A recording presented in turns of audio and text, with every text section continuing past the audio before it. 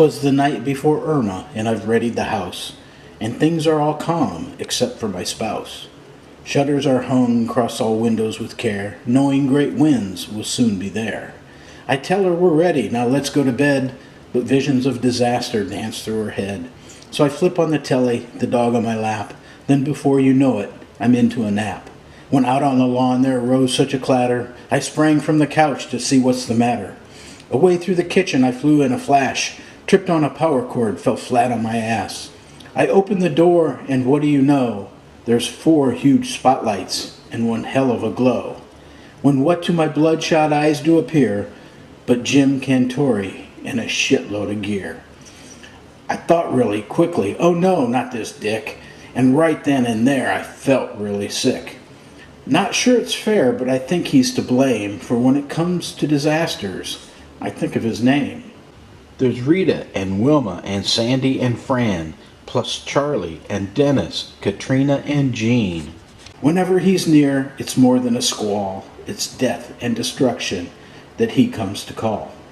He'll stand fast to win till he's safe in the eye. If debris is not flying, he's an unhappy guy. I've heard bikers and sailors look up to his crew. They're tough and they're strong, the best of the few. Now Jim climbed up a ladder and stood on my roof. He stood there in silence. He looked quite aloof. A quick check of the color, a check of the sound. They readied to roll as all gathered around. The silence was broken as he began to speak of surges, low pressure, and winds at their peak. He spoke of predictions and the latest forecast. It fast became obvious we were in for a blast. I looked at my wife. She was getting so leery. She said, "Let's start running.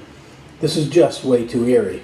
So we packed up our bags, took the dog in tow, and decided that north was the best way to go. Then at the last moment, as we were ready to leave, a man, the producer, gave us a reprieve. He shouted out loud, "Hey, it's starting to drift.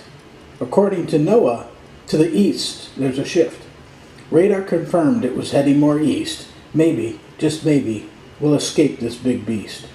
Jim sniffed in the air and then nodded his head. I suddenly realized we had nothing to dread. He barked out some orders. His crew stopped their work. He screamed and he shouted like some crazy jerk. And before I could blink, they packed up like pros. They were headed to somewhere, to where, who knows. He stopped in his truck and sounded the horn. All of them followed and heeded his scorn. But I heard Jim exclaim as he drove out of sight, "We have to make it to Freeport before it's midnight."